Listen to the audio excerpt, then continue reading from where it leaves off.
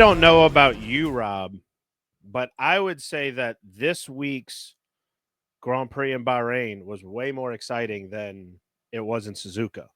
Holy shit! I actually stayed awake for it. Well, it does help when it's at like 10 in the morning as opposed to midnight. Yeah, but I mean, at midnight, I'm still kind of there. But I mean, it was actually exciting. Things happened. There was possible penalties. There's chaos. People losing their control of their wheels coming off, or at least their steering wheels. That's bad when you look forward to someone losing their wheel. Yeah. But it's typical Bahrain. Plus, you got to think that's where they tested for 3 days.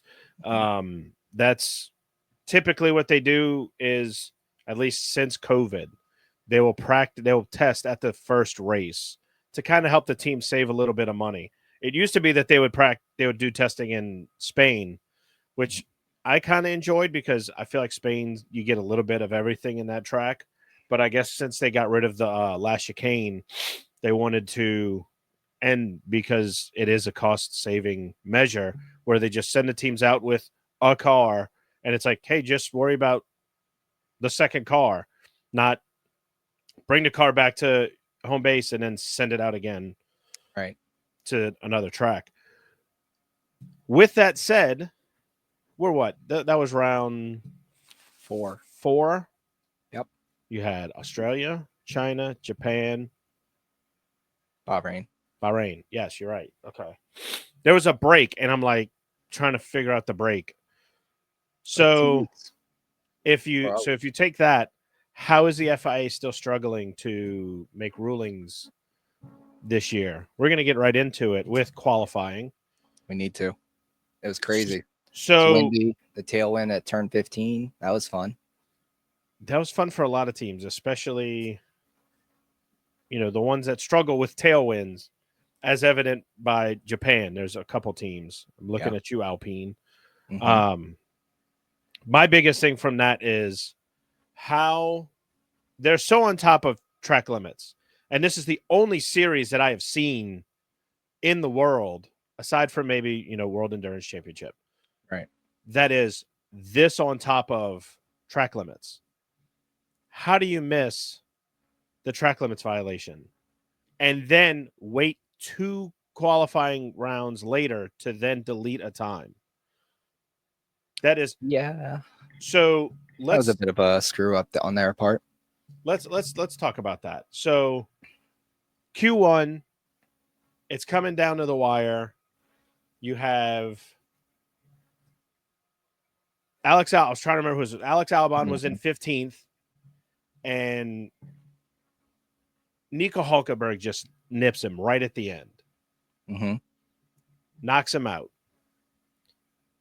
You go through Q2, you hear Albon's message like, man, I don't know. I thought I had it, which I mean, in all fairness, it was a good lap. Yeah. For Williams, he's considering he was struggling in the beginning too. Exactly. He's having some struggles that Carlos Sainz is kind of having those struggles, but I think more of Carlos's struggles is because it's a new team, it's a new manufacturer. He's been with Ferrari for the past 4 years, so different data. It's still the growing pains with the new team. Yeah. You get to Q3 or Q2 because it was during the red flag. Yeah. And you hear Crofty talk about, now I look at the time, or Ted Kravitz, he was looking at timing and he thought it went wonky, but Nico Hulkenberg had a lap time deleted. He was dropped down to 16th, and Albon was moved up to 15th. But we had already started the next round, and, they already started Q3. So, and the track limits violation happened in turn 11, where it's that, you come off the DRS zone, go into that sharp left-hander, and you kind of wash out to the curb on kind of a sweeper. Like it's a tight left, which then opens up to where it's almost an S into the next corner, into turn 12. But you have onboard cameras, you have all these cameras everywhere, you're using AI technology to have these rules in place, and yet you still miss it. Like that's to me, that's unacceptable. I would say this is more unacceptable than, you know, attempting to get a finish under green conditions the way that they did in a certain race that we're not going to talk about because it happened. People are still talking about it. Well, what about the fact, was that one of the turns where they widened the line and added that blue strip? No. Okay. I couldn't remember. It's one that if you're a little too fast coming out, you can naturally just kind of wash out into the curbing, and it's not smooth curbing. Like I know it looks, Oh, it's you serrated. can hear where it's that brrr as they go faster. So it can grip that rear wheel and you're sitting there fighting it. The FIA came out. That's not the only struggle they had over the weekend. They tried giving Carlos a 3-place grid penalty going in to Saudi Arabia, which then got rescinded. So, but they've put their hand up and they've admitted, like, hey, we've made some mistakes this weekend. We know it. We're gonna fix it. So good on them for Maybe the admitting first it. time. Yeah, maybe the first time they've admitted it. What is it? What is it? The admittance is the third step. It's like Are you talking about like admitting when you have a your morning? problem. Yeah. It's That's the first step is denial, the second step is acceptance, the third step is admittance or something like that. I think the second is bartering. Yeah, some Like you barter to prove that you can do it or some shit. Anyway. There's psychologists somewhere, psychiatrists somewhere who are screaming at their phones and whatever they're listening to this on, being like, "No, stupid, that's not how it goes." So one thing I did want to kind of touch on that I don't know if you heard it because it was brought up multiple times. There are 2 drivers on the grid who are younger than the track surface. Yep. At Bahrain. And I'll be honest, I hope it stays that way because if you have new surfaces that typically are smooth, then you lose any kind of character in the track. Like they take all the character out of it. Well, Like the weather out there allows it to be as old as it is. What I would like to see is pre-race just get a bunch of like leaf blowers and take the sand off.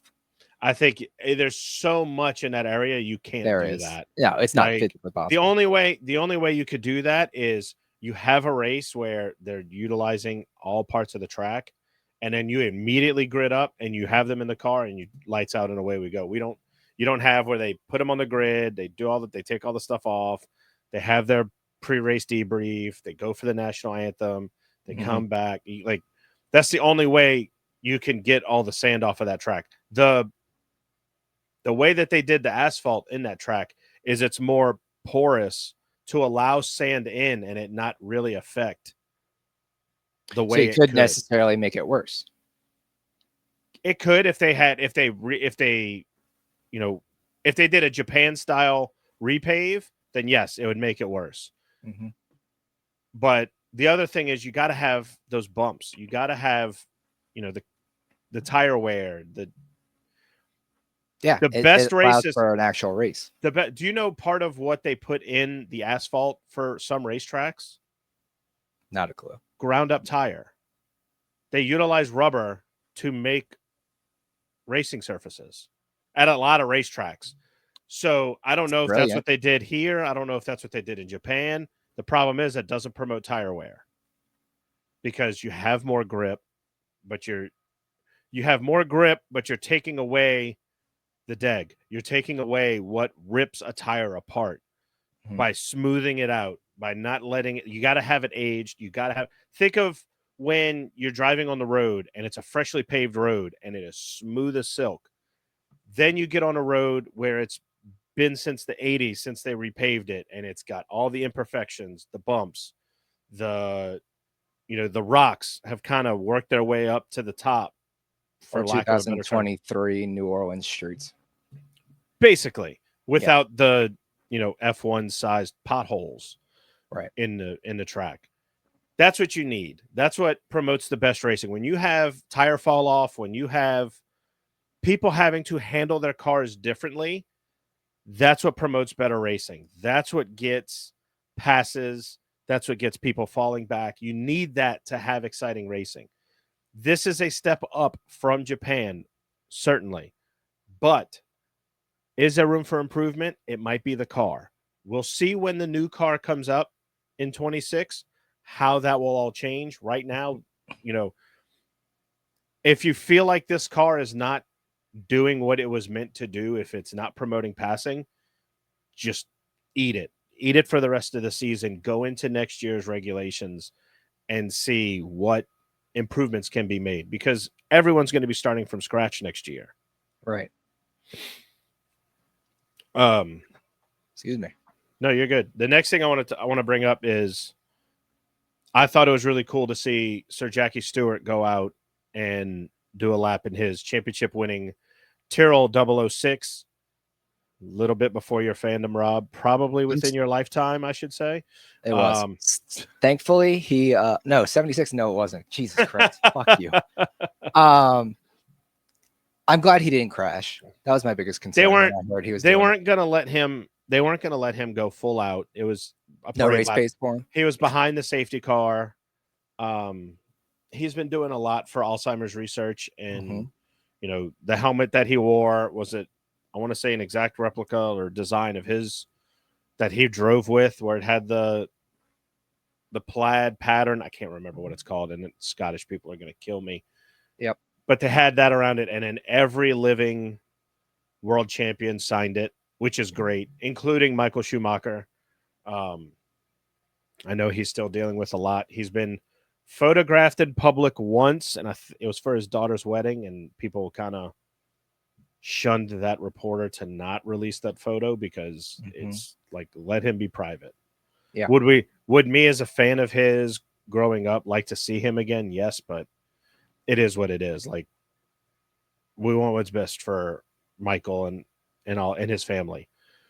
But no, seeing old cars like that go out on the track and, you know, rip one more time around circuits it may not have even thought could be possible, didn't exist, is really awesome. I mean, well, a lot of these tracks didn't exist back then. A lot of the tracks that existed back then don't exist in that way now.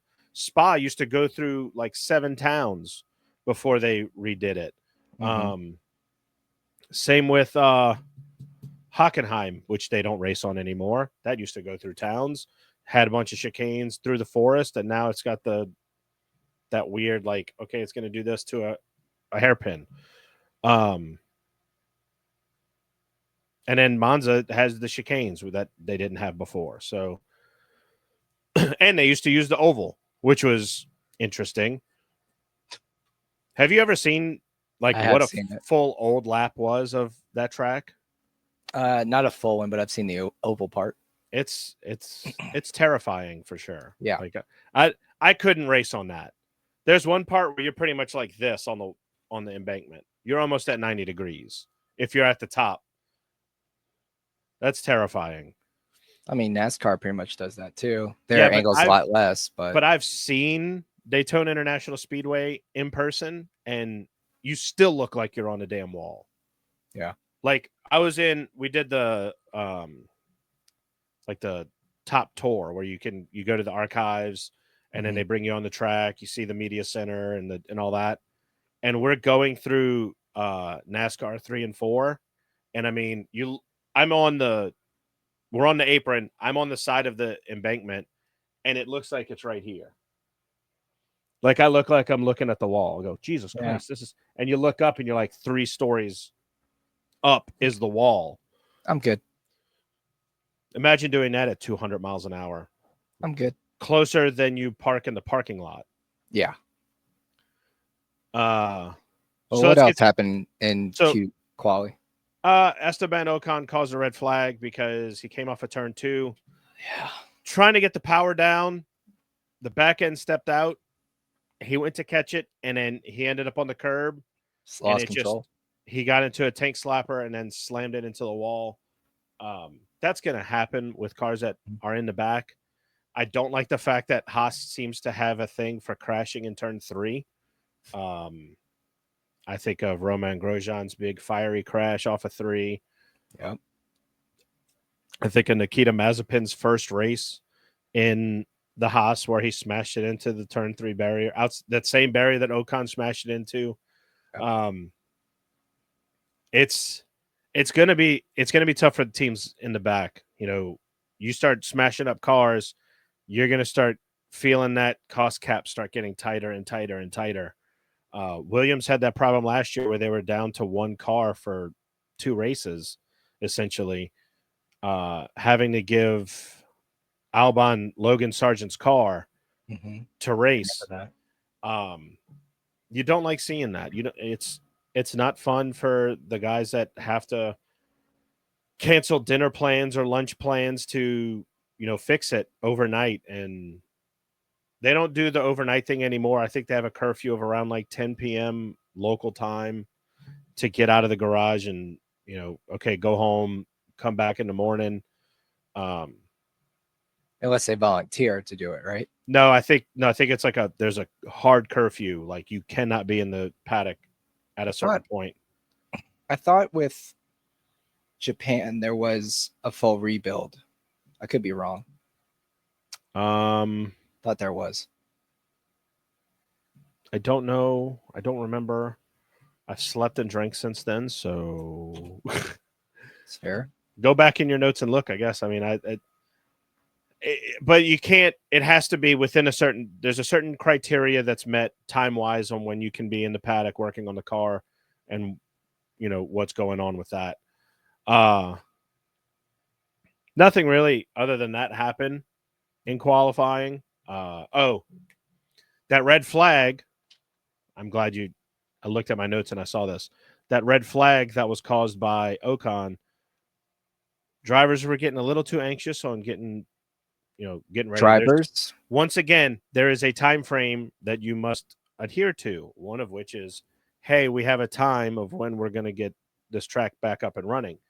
Both of the Mercedes drivers were led astray and brought to the end of pit lane before that time was announced, which caused was it their fault or was it whoever the strategy? That falls on the team. They have to know the rules. They have to know what's going on. You can't just send your driver out and good luck. Oh, whoops, my bad. You have to know all the rules and regulations going into a race weekend. And most of those people have been on that team since it became Mercedes, so they have no excuse to have missed that rule. Completely agree with that. And we all know I'm not a Merc fan, but did that warrant them losing? I mean, granted, it was one place, so it really wasn't a huge infraction. It's the rules. It's the rule that's should it have been a fine on the constructor because the constructor made the error? They'll get a fine if they haven't already. But the rules are there. They're meant to be followed. Yeah. No, I'm not arguing with that. Especially procedural ones that involve the pit lane, because you have people who will go across that pit lane during the race. I mean, Carlos talked about when he was out of Australia, he ran to the pit wall and was telling them, like, if I'm this driver, and he basically told them, like, in this situation when it was about to rain, this is what I would do. And when he saw Lando and Oscar go off, he screamed to the pit box, box, like he was screaming to them to bring in Alex. And that's what ultimately got Alex to finish in the position he did. Right. So you have to have rules. I think Esteban Ocon came in it was a Azerbaijan Grand Prix one year. He came into pit for tires to get the fastest lap, and there was all kind of media and people just building up around for the right Parc at the Ferme, for the Parc Ferme celebration. at the end of the race, and it's like, whoa, guys, we still have more time. We still have Yeah. more race going on. Like, there's a car coming down the pit lane to get tires. So they're very stringent on that. They don't want an injury, especially on international TV. So I can understand the rule and getting the penalty and the fine if possible. Yeah, and like I said, it's one place. It sucks, but it's negligible. So, I mean, it is what it is. One place just means it's one more car you got to get past, and it's one more car that's holding you up. When you look at it in terms of the fact that Formula One is only 20 cars on the grid, that's 5% of the grid right there. So you're losing 5% of your place with that penalty. They can easily make that up in pit stops. They can easily make that up in speed. That wasn't the biggest struggle that Mercedes had over the weekend, I'll say. Right. We'll get to that in a bit. I think that's everything for qualifying. Gasly looked pretty good. I mean, Alpine. So for testing, I would say the hierarchy had Alpine and Williams kind of fighting for best of the rest. Mm-hmm. The first couple races haven't shown that. No. They have a lack of engine, or they have a lack of power down the straight, so speed hurts. Lack of battery power, and then lack of rechargeability into the battery. So Alpine is still trying to find a way to get over that hump. But the fact that they came to a track that they tested at and they know what the car can do, you're going to see these teams that looked good in testing, struggled everywhere else. They're going to look good in Bahrain to kind of give them a little bit of a confidence boost.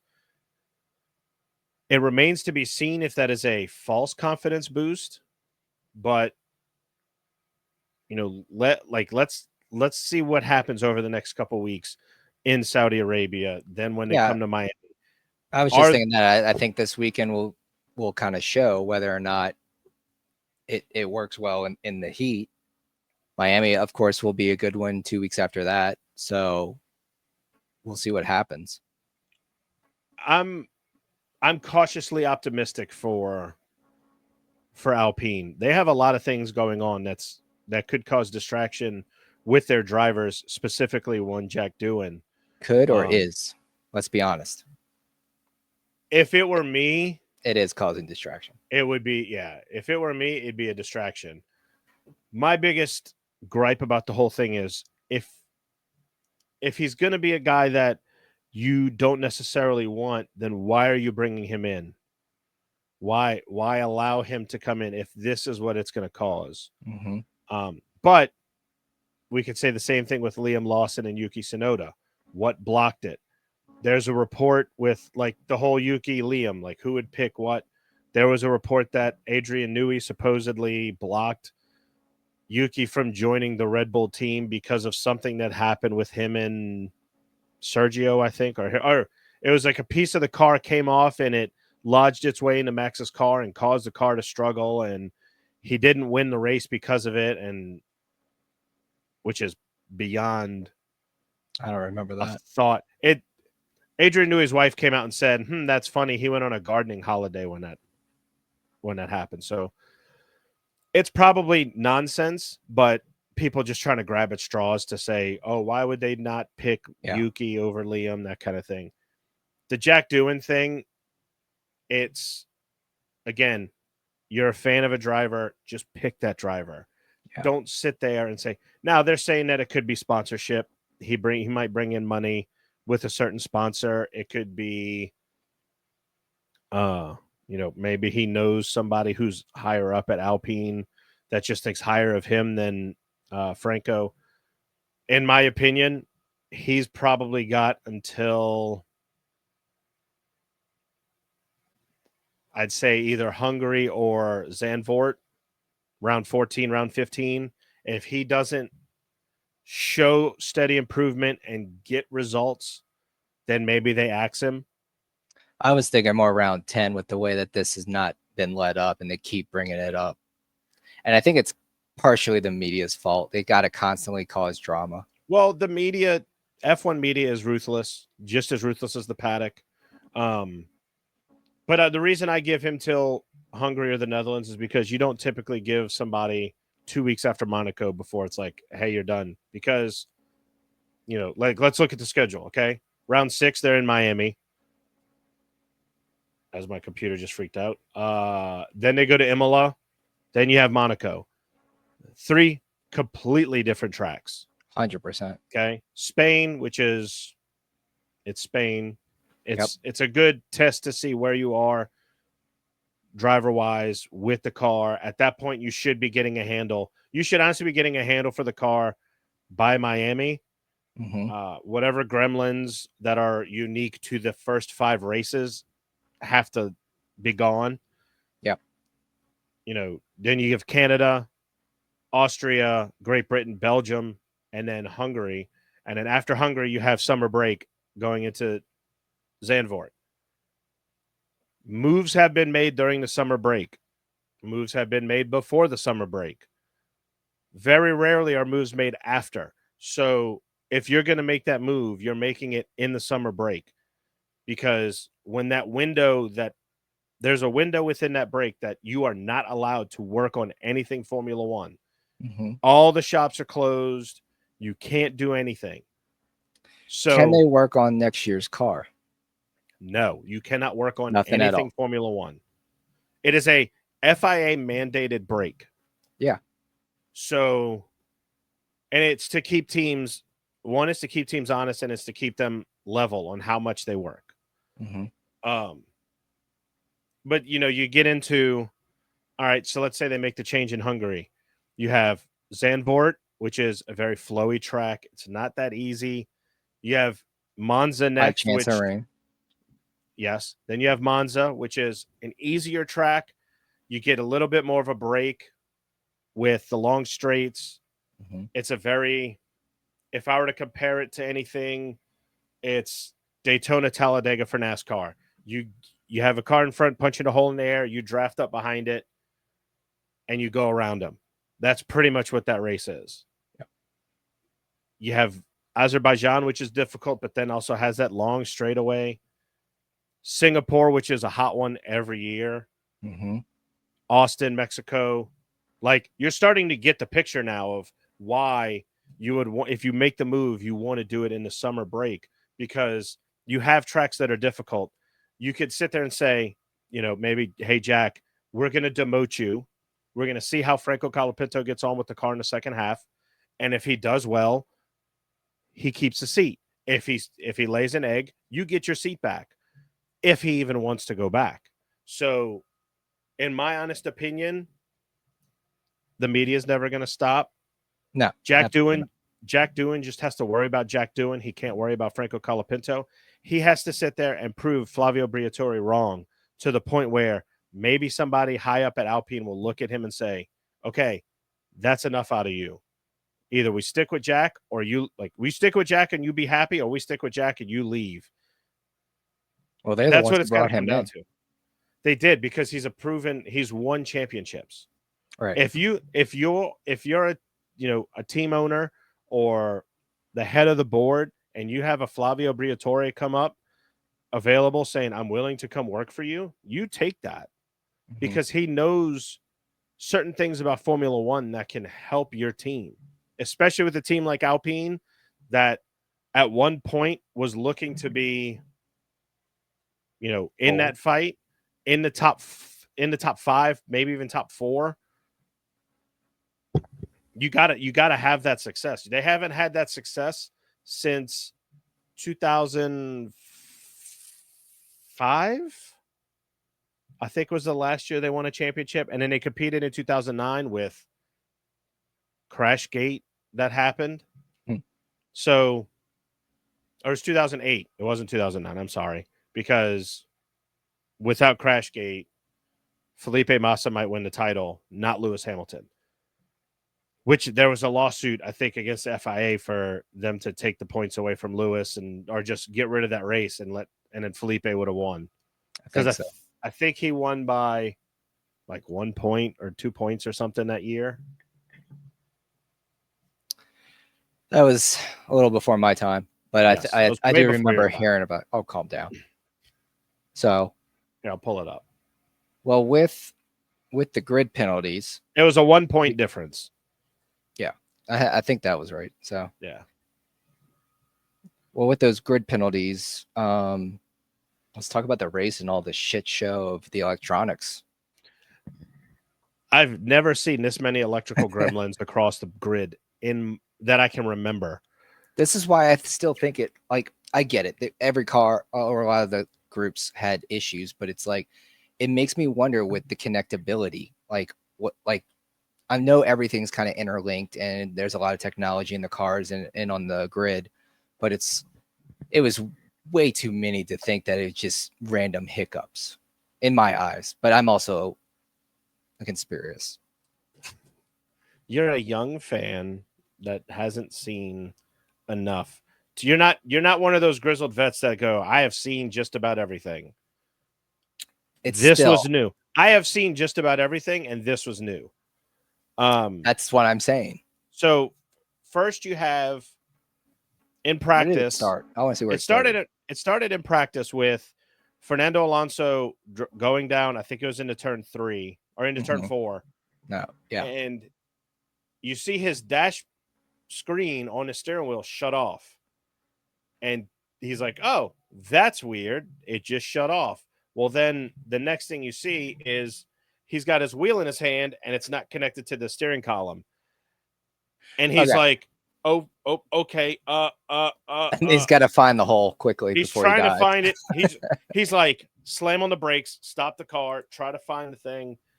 And the last time I saw a driver's wheel come off, NASCAR. yes, Dale Jr.'s wheel came off. He grabbed the steering column, which I don't know if you saw the F1 steering column where it's got those teeth. Yeah, NASCAR steering columns are about the same. So it tore all his palm up. And he was driving the car with the steering column to get the wheel back on. yeah. What I think probably happened was he didn't have the wheel all the way on. It was on enough to where the connection was there. And then he went to make some kind of adjustment. He came off the corner. It shook the connection loose and it wasn't locked in. So then it pulled off. Yeah. Because if you ever notice when they put the wheel on, they pull the collar back on the back of the wheel Yeah. and then push it. And a lot of times they'll do this to make sure they'll pull on it to see if it's connected I'll guarantee you he does it from now on for sure. every time. Do you think, It though, takes one. also on the turn, could he have thought he was going to downshift and accidentally hit that little lever? Would that, because, I mean, with the vibrations, hitting that accidentally, that could have popped it out too. I'd have to see the timing of the wheel coming off because I have it up right here. Okay, so that's not where I thought it was, for one. What was it, turn 4? It was turn 10. He comes off at 10, steering wheel turns off. He's going a ways. Which means he loses connection. Hey, like, this is a problem I'm having. He can hear the engineer, but can't press the button to talk to them. So it's because there's a picture of him like this in the car. Like, what is going on? Tries to signal to the problem to the team because they see the onboard. It turned back on, so he's like, okay, I could go back. And then he's going into 14, and it just came off in his hand.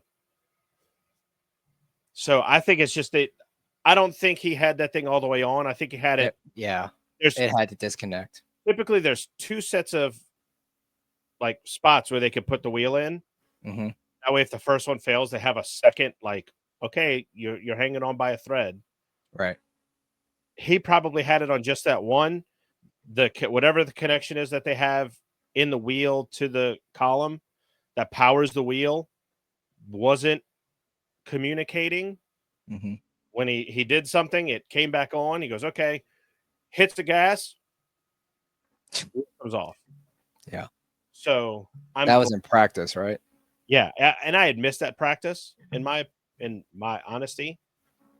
But I'm glad it didn't happen the way I thought it did.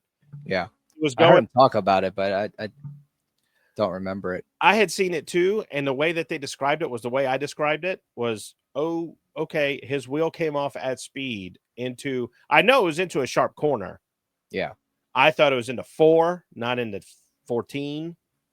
Um, which is but probably still, scarier. you have that, and then you have, Russell dealing with the same problem with the screen coming off. And he had the funny quip of just make sure my wheel's on tight. Let's hope it doesn't fall off. Right.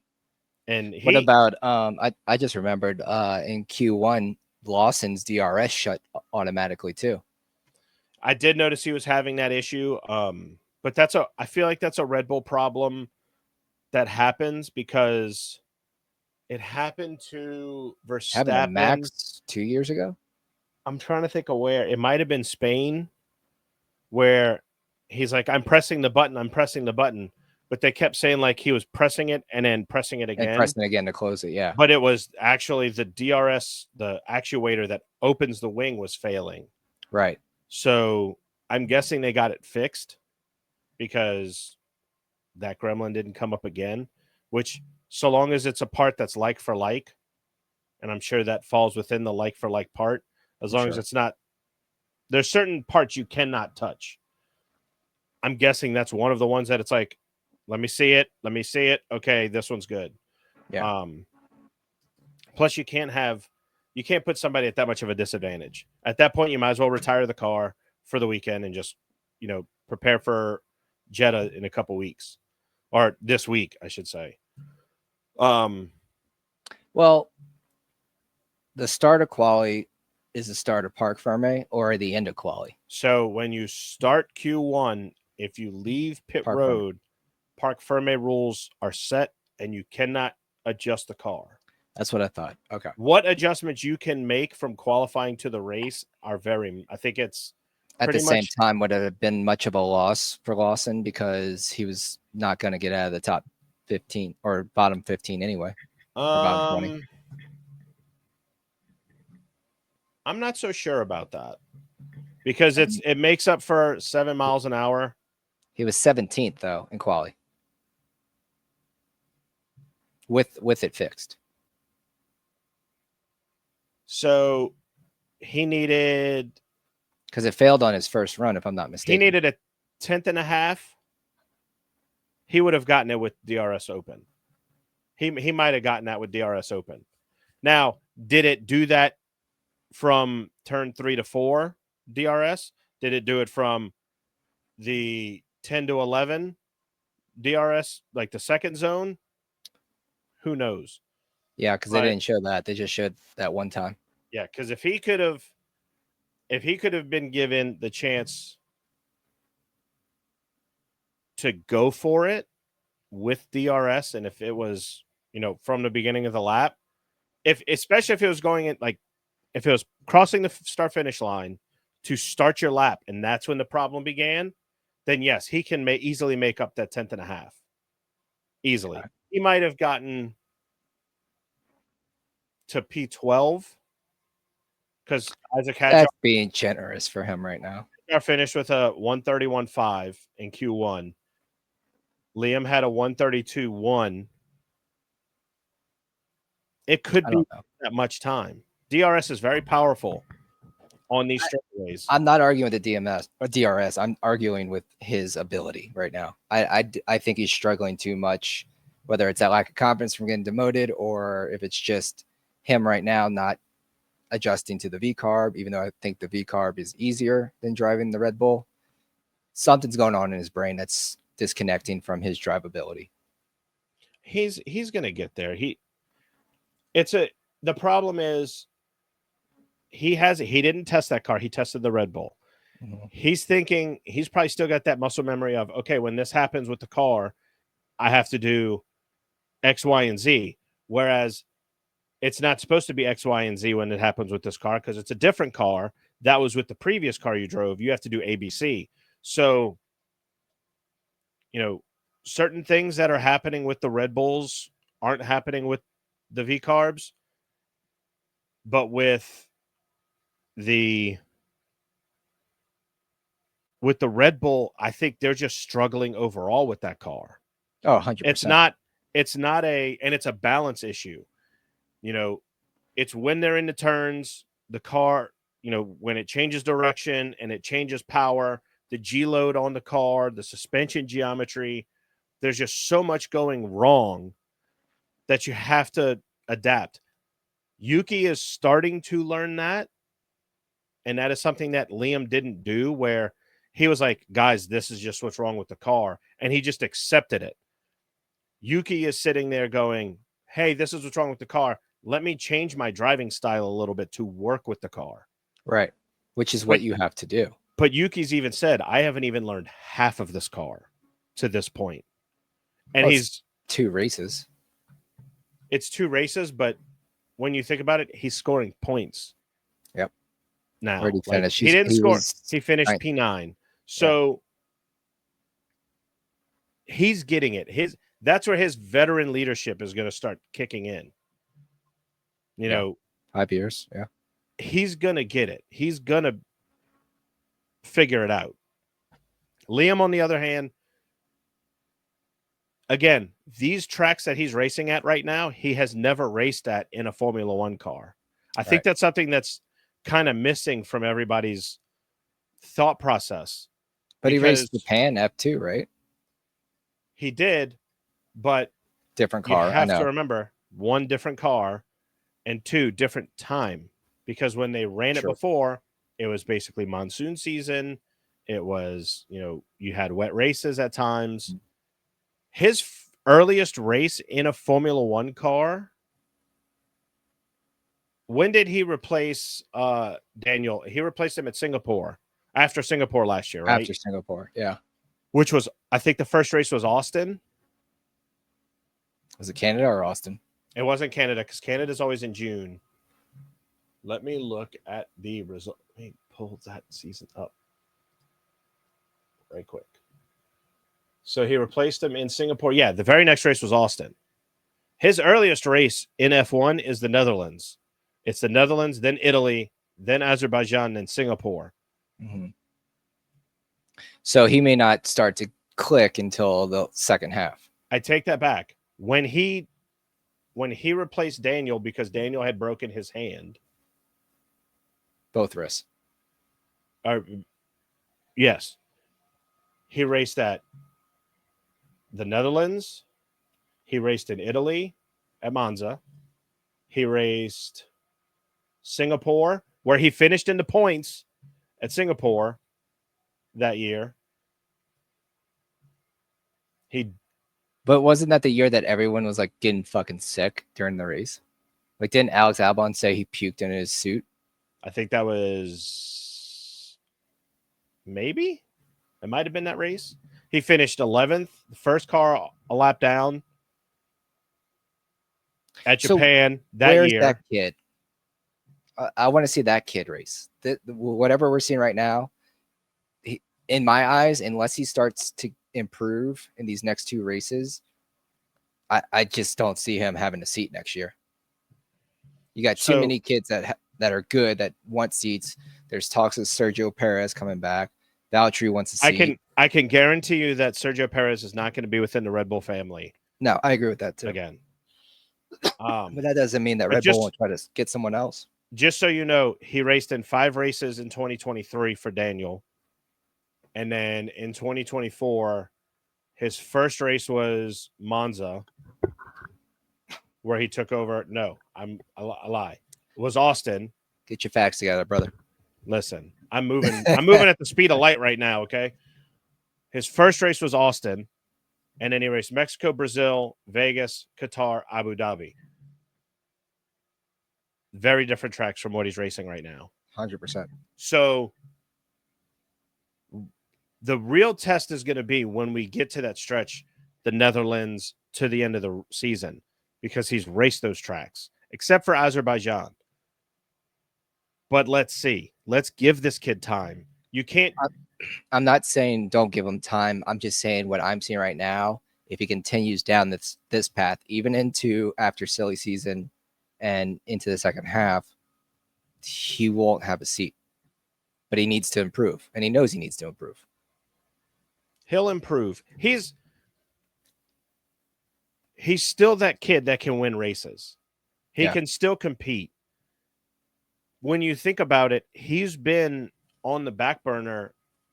He's been a reserve driver for a few years where he hadn't been in races. I think he had to go race DTM, and he had to race in World Endurance Championship to keep his license, just to keep his license and to keep his racecraft at the top of its game.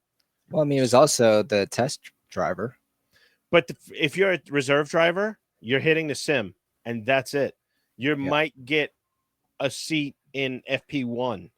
So you get they got those 60 multi-million-dollar sims that you can feel like you're in the car.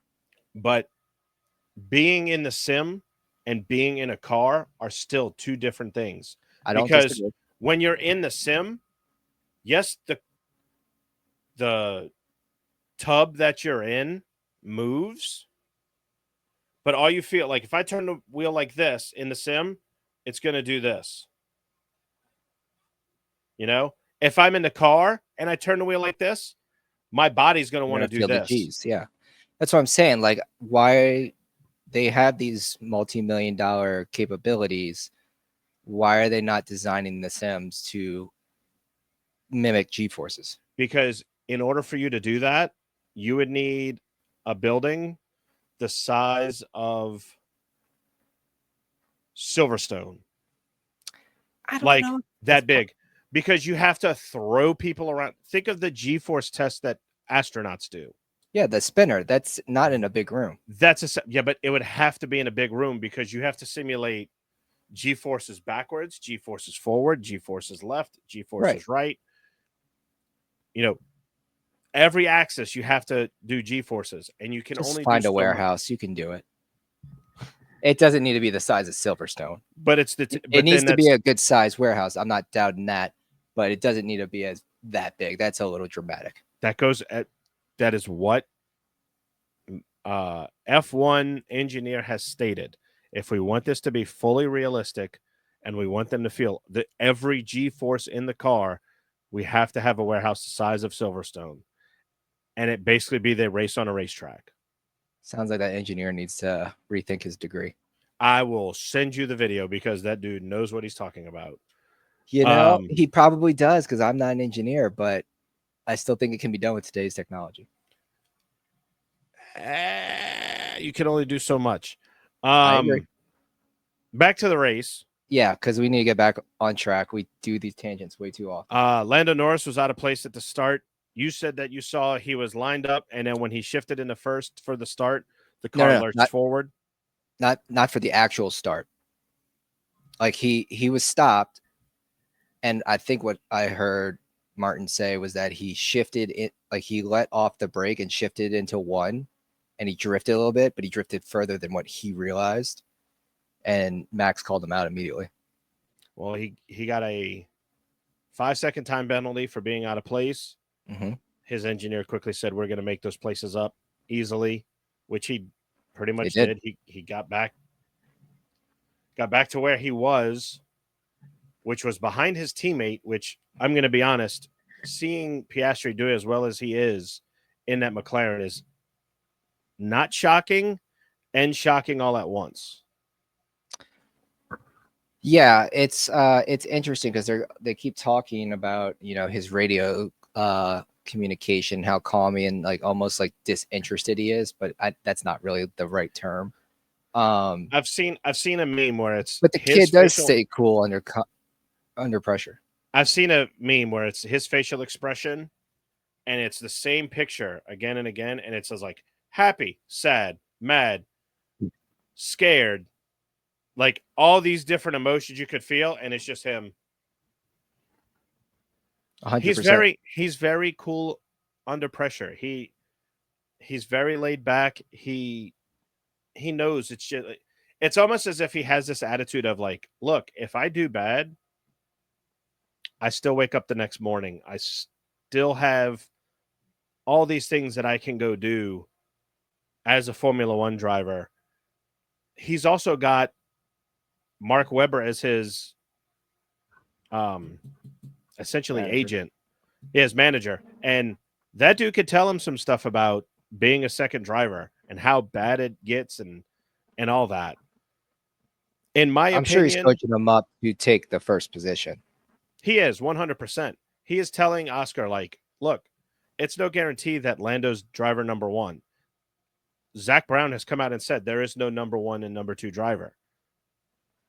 So that Did he basically say it tells again this year? Oscar, Not just I last year's haven't comment. I haven't heard him say it this year, but if you're saying it last year and you know the talent that you have and you signed both of your drivers to an extension the way that McLaren has, you're telling both your drivers it's y'all's championship to compete for. Just don't fuck us in constructors. And that's what they're doing. They are scoring maximum amount of points that they can every week, and they're almost putting the team first this early into the year. Do you think there will be a potential repeat of Nico and Lewis issues? That could happen anytime, any team. That can No, happen everywhere. But it's McLaren. In this, and that's what happened when Lewis started beating Nico. You all saw how Nico's attitude started changing. when you have, this is what tells me yes, 1,000%. Alain Prost and Ayrton Senna when they were teammates at McLaren. And I'm only going in the past 40 years. Mm-hmm. So you have them two. You have Jenson Button and Rubens Barrichello when they were at Braun. You have Lewis and Fernando when they were at McLaren. Nico and Lewis. You have Sebastian and Mark Webber. It is a regular occurrence when you have a very successful car and both of your drivers are winning races. Yeah. It's gonna happen. It is a matter of if not. It is a matter of when, not if. No, 100%. Lando leads the championship right now by 3 points going into Saudi Arabia. He could go into the race that basically kicked off the McLaren supremacy in Miami without the lead in the championship. Yeah. Lando needs to figure out what's wrong with it's at this point. He's showing that it's his driving style. It's the way he's driving the car. It's things he's doing because Oscar has the same exact car and he's putting it. He's got 2 wins over. He's got 1 win over Lando right now. Well, he's not hitting the corners like Lando does. Lando hits them too hard. They've even tried to coach him to not do it. And he said, no, I'm going to do it my way. This car suits Oscar's driving style. 100%. And it's not because they designed the car to suit his driving style. It just does. It suits his driving style because his driving style is how the track needs to be driven. Like I said, Lando cutting the corners and hitting them as hard as he is not the way that the track was meant to be driven. But it's the balance of the car. You know, it's the way that Oscar keeps the tire temps down. It's, you know, Lando's aggressive. He drives the car as hard as he can. Oscar kind of lets the car come to him a little bit. Mm-hmm. There's going to be tracks where Lando's driving style is what works. There's going to be tracks where it's the other way. Let's get deeper into the season. Maybe by the time we reach Canada, we'll see what that gap is to Max. If Max is even in third, because George Russell's been lighting it up. I think he's podiumed every race, if I'm not mistaken. I am almost positive of that as well. Let's see. Yeah, third. No, he didn't. He placed 5th in Japan. That's right. But because I was 3 out of the 4 races, he's podiumed.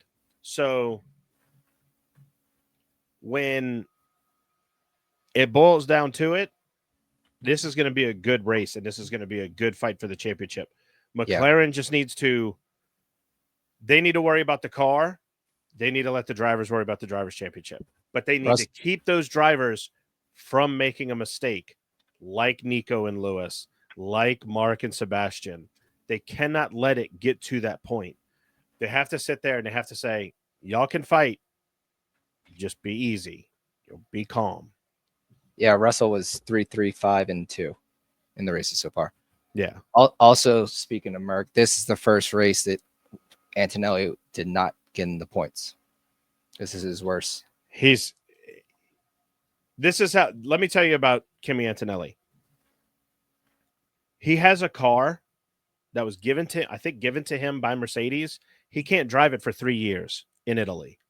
Right. It's too powerful for him at the age he is on the road. Yet this dude is driving 1,000 horsepower Formula One cars around the racetrack. Mm-hmm. He'll be Yeah, because fine. there was jokes of him getting on the podium for Miami and not being able to drink the champagne. He'll be fine. Yeah, I'm not worried Like, about it. trust me. I think this was just one of those flukes. I think after Japan and then coming to Bahrain, where it was like what 20 plus degrees temperature difference. He's allowed to have his rookie struggles. Oh hell, It's hell yeah! like I'm not looking that. I see that and I go, oh well, then I guess just some teams had a better day. You know, I mean, in all honesty, Pierre Gasly kudos to finishing in the Behrman. points.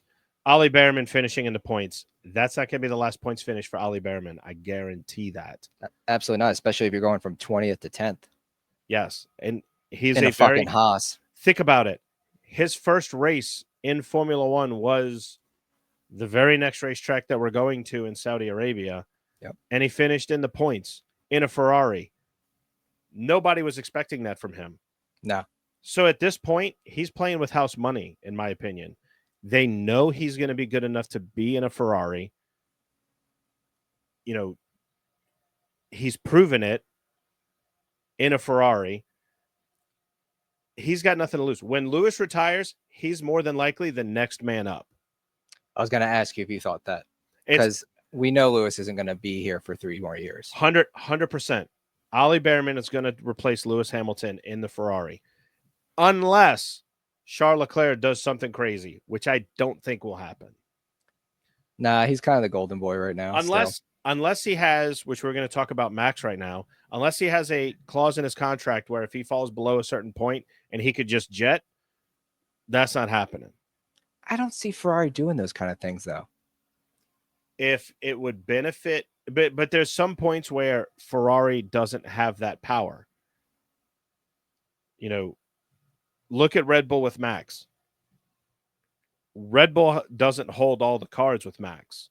If Max falls below 4th in the Drivers' Championship, he could leave if he wants with no penalty. Right. That's what's being reported by multiple people, multiple sources in the paddock.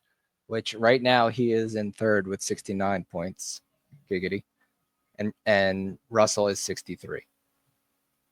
So he's 6 points away from Russell, which could happen in the next 2 weeks. But also, unless Leclerc starts to go off, I mean, there's still a 30-point gap. Ferrari are still trying to find themselves.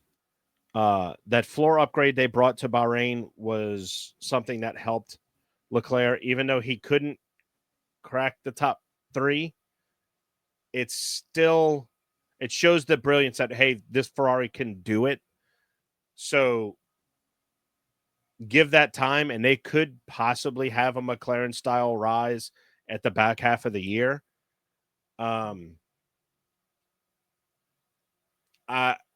It's more likely that George Russell's going to overtake Max. Yeah, I agree. If Kimi can get some podiums here and there, maybe if you get some DNFs from Max, then you start hearing alarm bells if you're Red Bull. Mm-hmm. There's a lot of bad things going on at the Red Bull, home, for lack of a better term. So what happens when you only have 1-star engineer? I think I saw that Max Verstappen's agent and Helmut Marko were having words.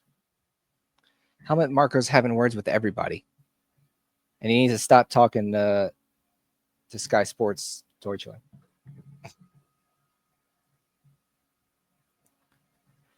But in the same token, I mean, Ferrari looked good this past weekend. I mean, finishing 4th and 5th. Hamilton looks like he's finally starting to get a feel for the car and the team. So, where was he last week? I forgot. Although, I want a hot take. Oh He boy. was 7th last weekend. 2 weekends in a row, we've had driver of the day for that was clearly just a popular vote. That's what driver of the day is. Yes, and it's a fan vote. I agree. It is a fan vote. Yuki got it because probably all of Japan voted. Yes, because it's like, oh my God, he's in the Red Bull. Yeah. But I think he got outdone by both Honda, Racing Bulls. I believe so too. Let's see. 12. No, Lawson was the 17th. Okay. Lawson hasn't been in the points. Okay. But what did Hamilton do this weekend? Please indulge me. I didn't even see who got driver of the day. Hamilton. Did he really? Yes. That's what I'm saying. Piastri had fastest lap. He won the race. Sky Sports did him dirty by not even showing him cross the fucking finish line, which was bullshit. That's I don't put that on Sky. I put that on the international feed director, because that position has messed up so much. It's unreal. It's been happening for the past 3 years that you have a race for the lead happening, you cut to 10th place. You have a pass for the lead possibly happening, you cut to a Lance Stroll highlight that happened 4 laps ago in Monaco. It's been happening for a while, and for some reason, they haven't thought that, hey, maybe we should actually show some racing. Don't get me wrong. At the time, they were showing racing because Lando was catching George for second. On the final fucking turn, he was never going to win. But that was the most important part of the race at that point. No, if he Piastri crossing the fucking line was the most important part of the race, because the race is fucking over. Outside of that, that's the most important. What they should have done was go full screen with Oscar exiting 13, follow him, and then do the little box, the small screen to follow that. But I don't know if you saw this. I know I did, because I did the thing like I did last week, where I had the race in one. Like F1 TV can let you watch 4 things at once. Right. I had Lando's on board. I had the data tracker. I had the track map, and I had the international feed. And when I looked at the data tracker, it was showing George in last. And when I looked at the track map, he wasn't even on the track map.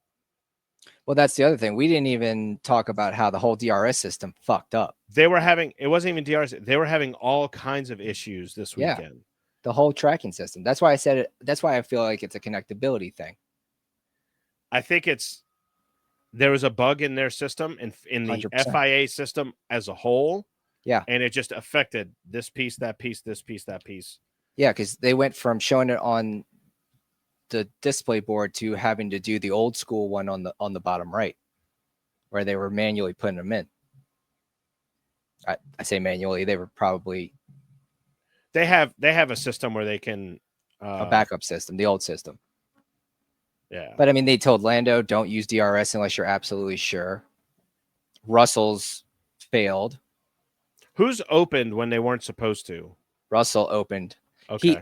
So they did the override, and the override was the aux button, which was the backup radio. Oh. So he thought he forgot, or he thought he was hitting the radio. He felt the DRS. He felt it immediately, hit it again, and closed it.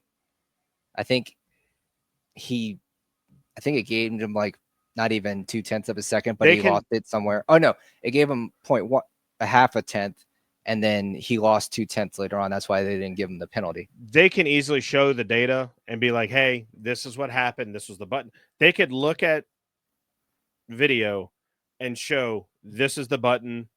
This is what it does. When he hit the button, it opened the wing. They can easily get out of that because it's like a plane. They have a black box. It records everything. They have it on the pit wall. They could see when they. That's why when you hear like Lambiase, Verstappen's engineer, you Yeah, hear him say box and pit confirm. There's a button that says pit. They hit that button to confirm that, okay, I'm coming in. Yeah. So I think with Russell's situation, like I said, in a normal situation, that aux button is a backup radio button. But because they put in the override, I think he meant to talk to them because it wasn't even near the DRS area where he accidentally hit it, which is why I think they didn't give him the penalty. I think that car had some kind of virus because he had that issue. He had a brake-by-wire failure. He had the screen went out. So he was having all kinds of gremlins going on with that car that if there was another lap or he was having these problems sooner, Lando would have passed him. Lando was going to pass him.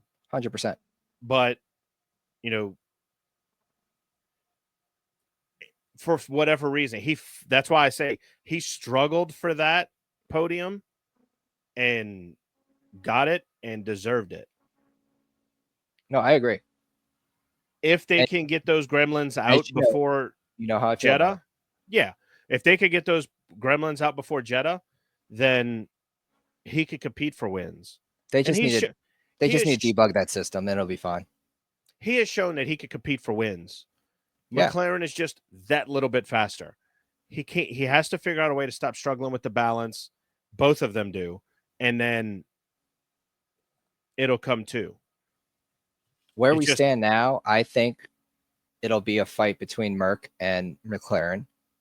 And then third and fourth will be Ferrari, Red Bull. Unless Williams gets another upgrade that just shoots them through the moon. Williams is, in my opinion, right now they're 6th in the constructors. For Haas is 5th, Ferrari's 4th. By 1 point. They're 5th. Yes. To Williams. That's the battle there is 5th for Williams. You have, like you said, McLaren and Mercedes. Yeah, then you have Red Bull and Ferrari, and then it's the rest. Okay, but we're talking where Sainz has what? 0 points. No, does he have points? I think he's got points. He has 1 point. Literally he has 1 point. That's a point. He has a point. Lance Stroll's doing better than him, but we're not going to talk about that right now. We'll get to that. So if Sainz can get with the car better, they're like starting here on out, they can pass Haas easily. And because let's be honest, Hulk's not really performing. Like he's showing up in quality, but he's not showing up in the race. And even some quality is not showing up. I think they're just right now, they're using Ferrari engines. They're waiting for that Audi. I think they're getting prepared for next season more than every other team. Their car is still bad, even though they showed improvement. I think Bortoletto was quoted as saying, like, yes, the car may seem better, but it's not verbatim, but like basically paraphrasing. The thing that's surprising to me right now is that Fernando Alonso still has 0 points. He is the only driver that has scored 0 points that is not a full season rookie. Mm-hmm. So, and he's come out and said that it's not looking like they're going to score points in Jeddah. Guarantee you, Aston Martin said, "Fuck this season. Let's focus on 26." So this car, you know how I've talked about it's an Adrian Newey car. He's had nothing to do with this car. Right. And he will have nothing to do with this car. He's designing the 2026 car. Right. I thought, though, that there was talks of him playing with the upgrades. There was, but from what I've heard recently from reports, he's not going to have anything to do with the 2025 car. Which makes perfect sense as to why that's a total shitbox. Yes. It's going to come to him. Like, they'll get it figured out. I know your favorite driver Started the first two races in the points. Give it a minute. Just give it time. Yeah, he'll run into the wall soon enough. The only reason he's in the points is because it was raining. And you have 6 rookies. What's the excuse for China? He finished in the points. What, 1 point? 2. Oh. He finished 9th. What is China's excuse? I know there was something. Let me go back. Let me read you the top 10. Oscar Piastri, Lando Norris, George Russell, Max Verstappen, Esteban Ocon in 5th. Oh, yeah. And then signs his first 1 Kimi point. Antonelli, Alex Albon. Oh, you want to know what it was? Leclerc, Hamilton, Gasly, DQ. Alonso, DNF. Leclerc would have kicked him out of that. Hamilton would have kicked him out of that. There's your answer. He was 11th at the end of that race. Where did Gasly finish? Technically, Gasly. Ooh, fuck. He was I think he was out. I think he was out of the points. For that, when I wrote the final standings, because I didn't write them down after the race, so I missed the original order. But it is what it is. But there's your answer. It's both still Ferraris were DQ'd. It's still a young season. There's still a lot. There's still plenty of time for teams that don't normally mess up to mess up. And there's a lot of time for teams that normally mess up that haven't to mess up. Here's the problem, though, that I have with this is, yes, he technically finished in the points. Don't give a shit. Are you still on Stroll? Yeah. I am. Because I'm just saying, I wish they wrote what their original results I am 95% sure that if you take the 3-lap Grand Prix that was Spa, that George Russell finished on the podium, if you take that out, I'm pretty sure Lance Stroll was the last Williams podium. Give me a second. Let me do some digging. That'll be fun. While you're digging, because Adrian Newey is not touching this car, is Daddy going to keep him on the team for another year? Even though he's literally... Yeah, he's going to give him next year, easily. And to answer your question... Only one rookie did worse than him on this race. And the race before, he was dead last. Race before that, he was in the points because DQs. And the race before that, he was in 6th in the rain. So back to my point. The last podium was Stroll, the last full race podium, because George Russell completed, I think, 3 laps, and they counted it as a podium. If you take that out, the last podium that Williams had was in 2017 Azerbaijan Grand Prix in the FW40, driven by the one and only Lance Stroll. Was that his rookie season? And even if it was not, that was probably the only time that he actually had passion and like I said 2017. Racing. I said 2017 was his. Yeah. Yes, that was his rookie year. Yeah, it was his rookie year. He was excited. He was driven. Now that Daddy's he's on. Do Daddy's you know team, how he got that seat in Williams? Daddy. Yes. But his dad didn't own the team at the time. But his dad fronted the money. Mm-hmm. I think Claire Williams has come out and said that pretty much he was a paid driver. Oh, yeah, absolutely she did. Who was his team? They needed the money that year. She's also admitted they had held out through COVID. They'd still have the family would still have ownership of the team. His teammate that year was Felipe Massa. who is Yeah. no slouch as a driver. No, not at all. So I What arrest else my you got? case. You can rest your case all you want. That was his rookie season. He actually gave a shit then. If you look at him, he just stares at walls and licks paint. Well then, let's just go straight to the race results because I think we've talked about everything that happened in the race. Pretty much. So Oscar Piastri was your winner, followed by George Russell, Lando Norris, Charles Leclerc, Lewis Hamilton, Max Verstappen, Pierre Gasly, Esteban Ocon, Yuki Tsunoda, and Ollie Behrman rounding out the top 10. And then your You drivers should finishing. find out when the last time 2 Red Bulls scored points. When both Red Bulls scored points. Let me put it that way. I feel like that's going to be a lot more recent than you think. No, it was early 2023. Maybe or early 24.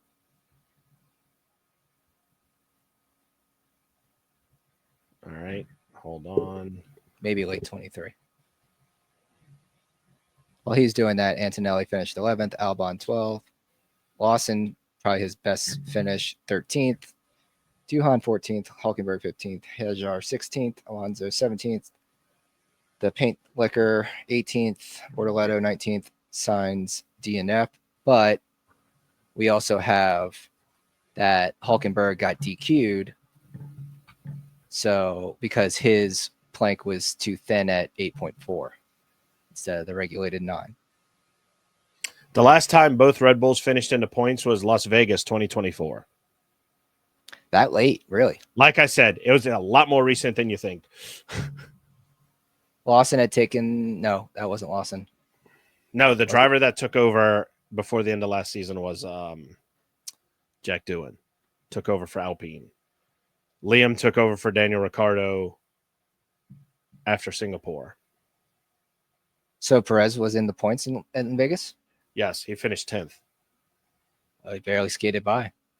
He was in the points by 6 seconds. I think I was just focused on the shit show that was Vegas. You're thinking, well, you also got to remember that Vegas was the race that Max clinched the title last year. True. That was more important. We didn't even worry about a driver's championship in the last 2 races of last season. And to be fair to Red Bull, they were pretty much cinching that up in the last 3 races. Yeah. Before Vegas. True. Like they did exactly. They just needed to keep Lando in front of them. And then Brazil happened where Lando finished 6th and Max finished 1st with the fastest lap.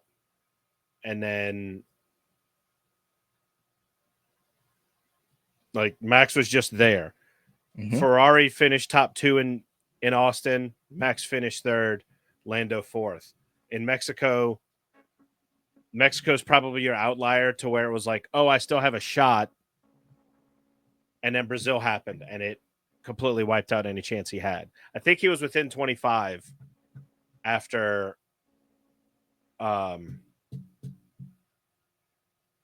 what's the race? Mexico. Yeah. Because I remember Brazil, it's like if he wins and Max finishes somewhere, I think it was like 8th, which he was doing at one point, that this championship was going to come down to the wire. But after Brazil, that was pretty much all she wrote. Yeah, I was just nailing that, the nail in the coffin. Yeah. So. But next we are on to Saudi Arabia. Get your race start times for that, because I think, again, it is a night race. I hope so. It'd be too damn hot. It is a night race. And if we go by Central Time, this is New Orleans. I'm going by what the website says. You have free practice 1 at 8:30 in the morning, free practice 2 at noon, then free practice 3 Saturday at 8:30, qualifying at noon on Saturday, and then a race on Easter Sunday at noon. So a good way to spend your Easter after you watch the kids. You get ready to watch the kids have a Easter egg hunt. You've gone to church if you go to church, and all that fun stuff. I will be on the beach relaxing because I need it. I will be in front of the TV watching the race. Question for you, because I am a Answer for you. heathen. Okay. So after Mardi Gras, we all know that I took a break from drinking to the Okay. detriment of other people around me. Oh boy. Didn't know you took a break from drinking after Mardi Gras, but go ahead. Oh, I thought I told you that. You might have mentioned it, but you didn't like. Yeah. So from Lundi Gras on, I have not had a sip of alcohol. Mm-hmm. Does Lent end on Easter Sunday? Like you can drink, like if you gave up drinking, you can drink on Easter Sunday, or do you have to wait till the Monday? Because let's just say this week I have almost drank 3 days out of the week already. Well, I'll include one. Have you had alcohol yet? No. Okay. Technically, I'll be over 40 days. According to Google, Lent goes from Wednesday, March 5th, 2025 to Thursday, April 17th, 2025. So it goes to Monday, Thursday, Holy Thursday, whatever you call it. So technically after tomorrow, I can drink? Okay. Technically, it ends on Thursday, but most practice right until Easter Sunday. Also, you don't have to give up 2 things for Lent, and fast doesn't count for Sundays. And that's what this person says. I still stand by my mom saying all my life that for Lent, Southerners, especially New Orleanians like us, should give up seafood instead of red meat. That's a lot harder. That is a lot harder. Out here, it's not that hard being landlocked where I'm at. Like, there's fish, but I mean, I'm not eating any shrimp or oysters around here. Supposedly, there's crawfish in some of the hot springs, which I find hilarious. Still haven't seen it yet. I am not Catholic, so I don't think we give up anything for Lent. I'm Reformed Catholic, and I only did this because I'm technically Reformed we Catholic. drank way too much until Sunday. And I needed to give my body a little break. You didn't drink near enough. By the way, speaking of Toth, and this is going to be like a quick ADD moment for both of us because we both ride in a Mardi Gras crew that is the best Mardi Gras crew in New Orleans. You have till the end of the month to pay your dues. No, the first half. That's what I mean. Yeah. The deposit, the down payment. I got to do the deposit. Also, because you didn't, because you weren't going to be in town. If you did the St. Patty's, Irish Channel Parade, got tacked on. They took that money instead because they canceled the parade. They took that money and put it toward my bill, as they should have. So I only owe $325 to finish my dues. And that's it for the New Orleans segment of our Formula One podcast. I will never see a Formula One race. I don't care what anyone says. New Orleans will never see one. No. Unless NOLA Motorsports Park just like blows up and becomes this big, huge thing that it could be. Good luck with that. Let's start the outro. I think he's calling it. Because that's never going to happen. Yeah, well, it could. And the dinosaurs could roam the earth again. Well, they're trying to work on that too. Stop. But that's for another podcast. Thinking you could and start thinking if you should. Mm-hmm. So that wraps it up for me. Rob, do you have anything to close this lovely podcast? I don't think George Russell's my least liked driver. You don't say. He's my second least liked. You don't say. I can't put my finger on what would tell me that he is not your least favorite driver. I just don't like when he talks. He should not talk. He has no personality. I'm going to be honest, and this could possibly get me canceled. And if it does, do it. Blame my wife. My wife thinks that he's secretly gorgeous. No, he's secretly a drag star. He dresses in drag, like and he queen. Drag queen, yes. She goes, he could make an amazing drag queen. I'm like, he's too skinny. He's too skinny. That doesn't mean anything. Yeah. Little bit of makeup. There are skinny drag queens, but let's be honest, the hefty boys are the ones that make the best drag queens. I do not have an opinion on you just that. need to start. We lost the crowd. I guarantee. We lost half of our audience just now because of that. They're like, why are we talking about New Orleans? Anyway, so if that's all you've got, I'll do AI generated Russell in a drag for the next episode. Send that to my wife as soon as you do it. I'm gonna do it right now. So for the Ready Steady Go Formula One podcast, that is it. We will see you next week to recap the Saudi Arabian Grand Prix. For Rob, I'm Joey. Catch y'all next week. Peace.